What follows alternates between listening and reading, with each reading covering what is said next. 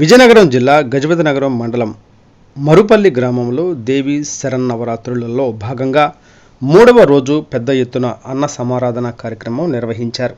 ఈ కార్యక్రమంలో పెద్ద ఎత్తున భక్తులు పాల్గొని అమ్మవారి ప్రసాదం స్వీకరించారు. దేవి నవరాత్రులలో ఏర్పాటు చేసిన నవదుర్గ ప్రతిమలు భక్తులను ఎంతగానో ఆకట్టుకున్నాయి. Today TV rural reporter P Eswar Rao.